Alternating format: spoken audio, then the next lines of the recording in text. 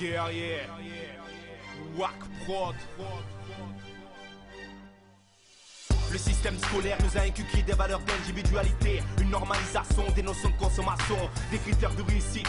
De génération à génération, cet endoctrinement perdure au fur et à mesure de plus en plus de censure. L'humain croit ce qu'il voit, mais ce qu'il voit est monté de toutes pièces. L'humain croit ce qu'il entend, mais ce qu'il entend n'est que mensonge. Les multinationales contrôlent les médias, nous en bouffons du grand écran. Chaque pays fait voir la misère du pays voisin pour ne donner pas de conscience. On voit des images de personnes qui galèrent plus que nous, et on se dit qu'en fait notre vie n'est pas si mal. Alors on se met à tout relativiser, on oublie même qu'on est esclavagisé. Notre majeure partie du temps est consacrée à travailler. Le cerveau conditionné au bien matériel, au confort personnel. Fatigue, facture, souci d'argent, monopolise notre pensée. On ne voit même plus ce qui nous entoure, tout calculé pour nous contrôler. Rabâcher que le pays est en grand danger. Dans un premier temps, faire peur à la population. Dans un second, faire croire qu'on veut sa protection. En résumé, un problème inventé qui ne servira que leur intérêt. L'asservissement du peuple pour sa marchandisation.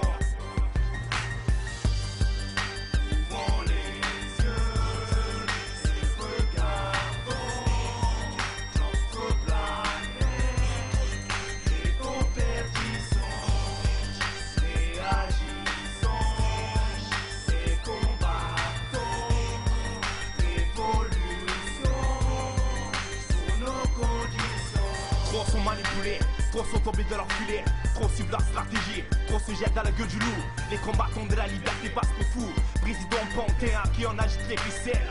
La misère du monde est planifiée, les problèmes de la terre pourraient être enrayés si les dissidents le voulaient. Ils préfèrent laisser crever le peuple s'enrichir, un exemple de gâchis. Le budget de fonctionnement de l'Elysée, plus de 110 millions d'euros, ça n'est trop.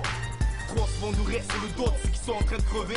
Le nouvel ordre mondial a imposé ses lois. Délocalisation, libéralisation, mondialisation, destruction, boycott. Dire qu'une petite aide financière au Congo pourrait permettre de nourrir l'Afrique entière. Marre de leurs promesses, marre de leurs mensonges, marre de les entendre dire des conneries. Quand 17 000 enfants par jour meurent de faim, quand les sans-abri meurent de froid, quand les bâtiments de l'État sont vidés et tombent à ruine.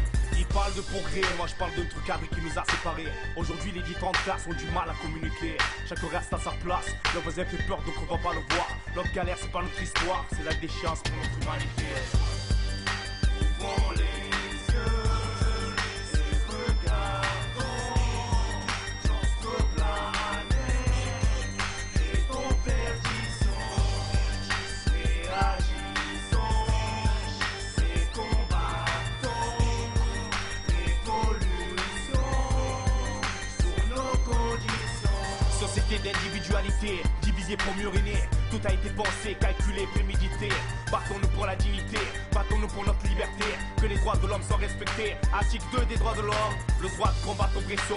Alors combattons, avançons, ne nous laissons plus asservir. Ne laissons plus les peuples mourir. Il faut vite agir et agir, s'unir et unir, venir. Au bout de cette machination, tant d'années de désinformation, de matraquage du cerveau, dévoilant la supercherie. Faisons ouvrir les yeux, faisons tourner la véritable info. Ils se sont accaparés la terre, ils nous ont déclaré la guerre. Ne nous laissons plus faire, ceci est un appel au peuple.